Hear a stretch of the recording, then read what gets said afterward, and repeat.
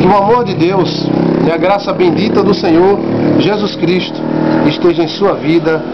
Amém. Vamos falar acerca da tentação de Jesus Cristo, né? Mateus capítulo 4, versículo 1, diz o seguinte: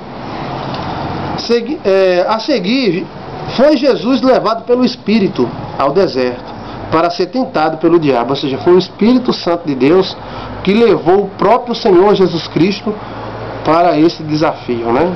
Jesus, ele foi desafiado. Nessa vida, nós também somos desafiados, né? E às vezes até o próprio Deus permite que esses desafios cheguem até nós, para que possamos vencê-los e mostrar o poder de Deus.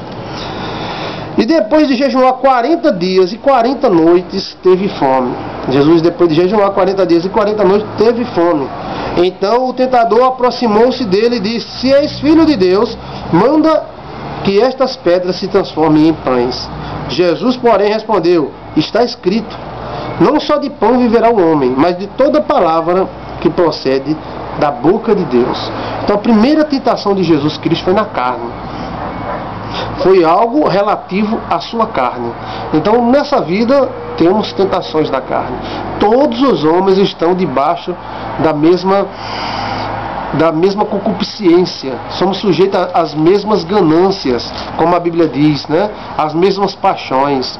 E temos que enfrentá-las, como Jesus fez. Mas com fome, transforma essas pedras em pães. E está escrito, nem só de pão viverá o homem. E as tentações são em três níveis. Você vai ver que as tentações do Senhor Jesus são em três níveis. O primeiro nível é a carne. E Satanás sempre tenta tentação na carne. Não é só questão de sexo, não. É também a questão de sexo, mas é tentação também de alguma corrupção, né, de algo que possamos fazer errado. Tem gente que pensa que pecado é só sexo, porque só pensa em sexo, né? Mas pecado na carne pode ser justamente um engano, uma corrupção, uma opressão ao irmão, né? E algo errado conforme a carne, a vida. E Jesus disse que nem só de pão viverá o homem. Venceu essa tentação utilizando a palavra de Deus. E então o diabo o levou à cidade santa, colocou-o sobre o pináculo do templo e lhe disse: se és filho de Deus, atira-te daqui abaixo, porque está escrito: aos teus anjos ordenará a teu respeito, para que te guardem, e eles te sustentarão nas mãos, para que não tropece em alguma pedra. Respondeu-lhe Jesus: também está escrito: não tentarás o Senhor teu Deus.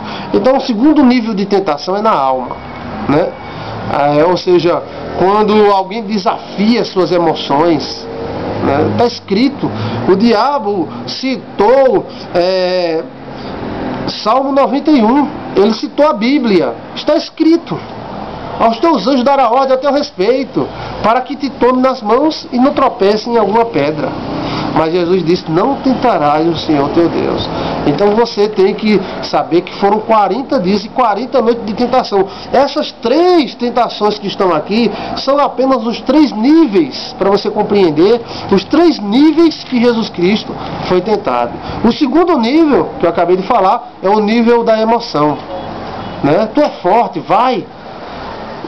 Temos que saber que não devemos subjugar nossas emoções, porque nós não nos conhecemos completamente. Em um momento de descontrole podemos fazer besteira. E o demônio sempre diz: tu não é isso? Vai! Tu é aquilo, vai! Né? Será? A gente nunca deve ir com a multidão. E também ir nos conselhos alheios. Veja que jogada que o diabo deu. Esse desafio de Jesus e o diabo teria sim que acontecer. Porque como Adão caiu e perdeu, Jesus Cristo deveria permanecer de pé e vencer o diabo, para nos dar a vitória. Foi o segundo nível de tentação. E o terceiro é esse aqui, ó.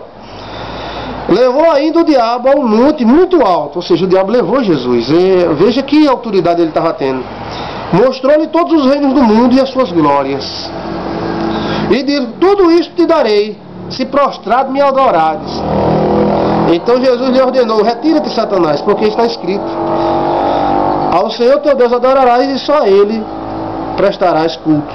Com isso o diabo deixou e vieram os anjos e o serviram. Então esse desafio entre Deus e o diabo, entre Jesus e o diabo, era algo previsível. E esse terceiro nível de tentação é justamente a tentação no espírito. É muita gente que pensa, né, que quer a glória desse mundo. A glória desse mundo para se envaidecer. Se deixa se iludir pela glória das coisas, né? Ah, fulano, tal, é estrela.